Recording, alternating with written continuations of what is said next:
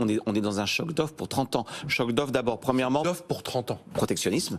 C'est bien beau la souveraineté, hein, j'arrête pas de le dire. Hein, la souveraineté, il faut relocaliser, il faut produire local. Produire local, ça coûte plus cher. Donc on va avoir tendanciellement une hausse des coûts de production, premièrement. Et n'oublions pas que l'ouverture avec la Chine, hein, c'est quand même assez documenté, hein, les travaux de Jaravel aux États-Unis, ça a eu un impact assez marqué sur l'inflation aux États-Unis. Je ferme. Donc premier point, on est rentré dans un cycle plutôt protectionniste qui fait monter les coûts. Vous appelez ça souveraineté, ça revient un peu au même.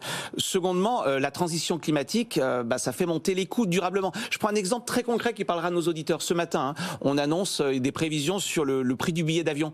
Le prix du billet d'avion devrait augmenter au cours des 10 prochaines années de 10 à 15%, enfin quasiment chaque année. Pourquoi?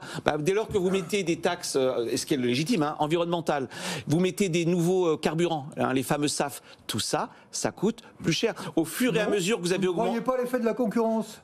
Non, mais la concurrence. Si vous avez de l'innovation, ça peut très bien baisser les prix. Pas au début. Pas au début. Le SAF, ça coûte. Le SAF, ça coûte très très cher. Il n'y a pas d'économie d'échelle. Donc plus vous allez. Alors je suis d'accord avec vous.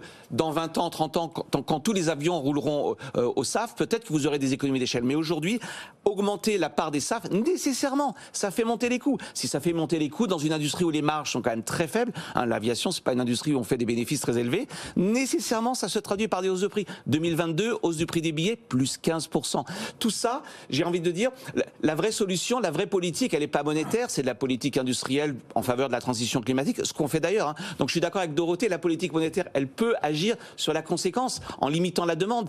Mais à la fin des fins, la vraie cause de l'inflation, c'est une cause structurelle. Troisième cause structurelle de l'inflation, je crois au vieillissement démographique. Oui. Le vieillissement, ça veut dire de la dépendance. La dépendance, c'est des services.